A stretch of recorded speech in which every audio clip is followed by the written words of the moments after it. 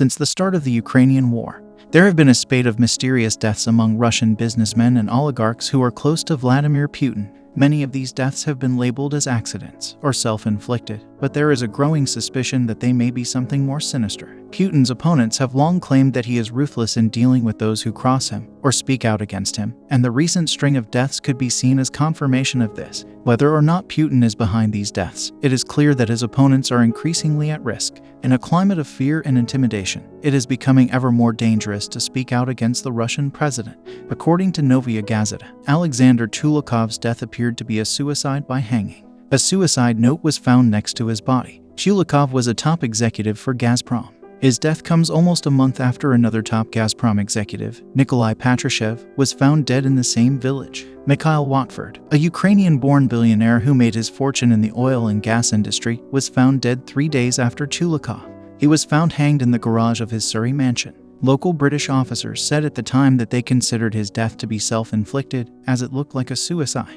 Vasily Melnikov, a Russian businessman who owned a medical equipment supplier company in Nizhny Novgorod, was found dead in his home on March 23, along with his wife and 2 young children. All 3 had been stabbed to death. Media speculation has suggested that this was a contract killing, although no definitive motive has been established. The circumstances surrounding Avayev's death are similarly mysterious, with the doors to his apartment locked from the inside. According to local police, Vladislav Avayev, the former vice president of Gazprombank, was found dead in his apartment along with his wife and daughter. A pistol was found in Avayev's hands, leading police to believe that this was a case of murder-suicide. The Russian oligarch, Sergei Protosenya, was accused of killing his wife and teenage daughter with an axe before committing suicide by hanging himself in the garden.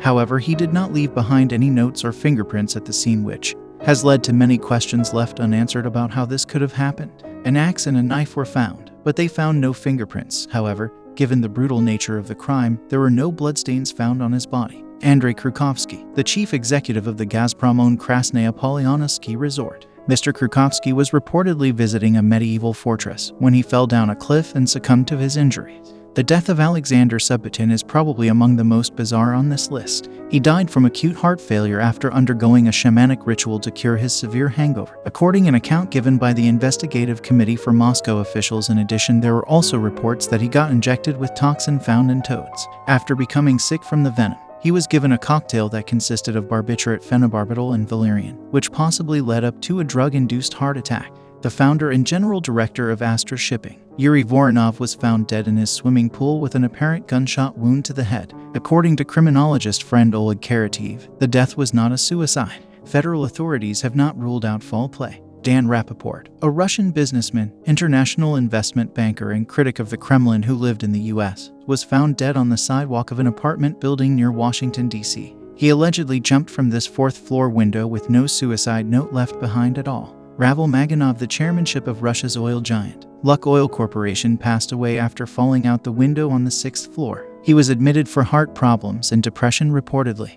We deeply regret to announce that Ravel Maganov, chairman, died following a severe illness, as a statement from the company said. Ivan Pekorin, managing director for the aviation industry of the Corporation for the Development of the Far East and the Arctic, suddenly fell off his yacht while it was traveling at full speed near Cap Ignatiev in Vladivostok.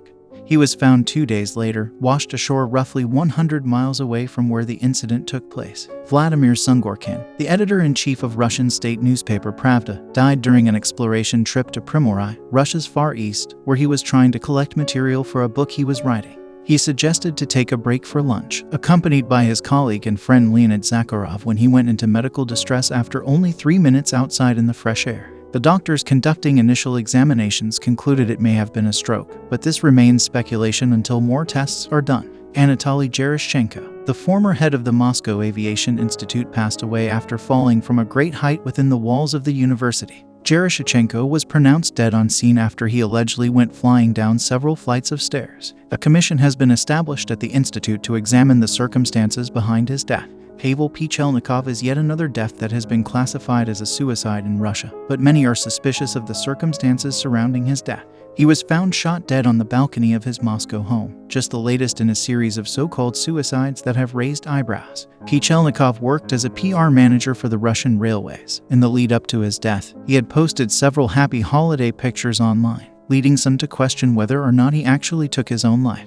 Nikolai Petrunin, A Russian multimillionaire and close confidant to President Putin died after he had been in a coma for several weeks before passing away of the complications from the coronavirus. After spending the last few years during the coronavirus pandemic isolated, Vladimir Putin has become increasingly unpredictable and erratic. Following the invasion of Ukraine, those who speak out against Putin or the war are no longer safe. This has led many businessmen and oligarchs who have made their fortune in Russia to live in fear for their lives. Some have even fled the country, fearing that Putin will turn on them and have them killed. This uncertain climate has made it difficult for businesses to operate in Russia. Many are reluctant to invest in the country because they fear that Putin may target them next. As a result, the Russian economy has suffered as investment has dried up. The future looks uncertain for businessmen and oligarchs under Putin's rule. They live in constant fear of being targeted by the Russian president and his allies.